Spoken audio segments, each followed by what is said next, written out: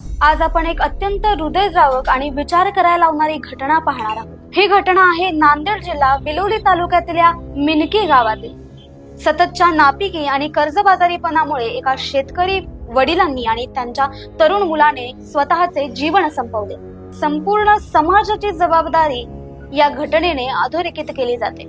चला तर पाहूया या संपूर्ण तपशिलाकडे। राजेंद्र लक्ष्मण पैलवार हे एक अल्पभूधारक शेतकरी होते। त्यांच्याकडे 2 एकर जमीन होती, पण या जमिनीतून पुरेसे उत्पन्न मिळवणे त्यांच्यासाठी अशक्य झाले होते। सततची नापिकी, शेतीवरचे अविलंबित्व आणि 4 लाख रुपयांचे कर्ज यांच्यामुळे त्यांचे आयुष्य आर्थिक संकटात सापडले होते। यातच त्यांच्या मुलाच्या शिक्षणाचा खर्च, घर खर्च आणि रोज वाढणाऱ्या ताणतणावामुळे त्यांचे मानसिक खच्चीकरण होत गेले।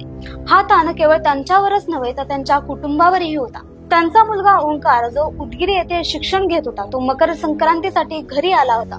त्याने वडिलांकडे नवीन कपडे, शालेय साहित्य आणि मोबाईल घेण्यासाठी पैशांची मागणी केली।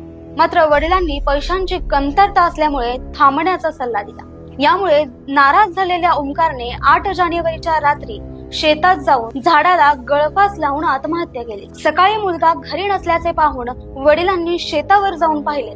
त्यांना मुलाचा मृतदेह झाडाला लटकलेला दिसला।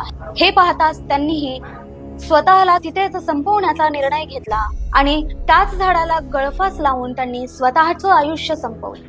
ही घटना केवळ वडील मुलाच्या आयुष्याचा अंत नसून ती ग्रामीण शेतकऱ्यांच्या समस्या आणि त्यांच्या मानसिक आरोग्याकडे दुर्लक्ष केल्याचे उदाहरण आहे। शेतकऱ्यांना नापिकी, कर्जबाजारीपणामुळे आणि मुलांच्या भवितव्याची चिंता या सर्व गोष्टींनी गळून टाकले असे का? त्यांच्या समस्या का सुटत नाहीत ही विचार करण्याची वेळ आहे।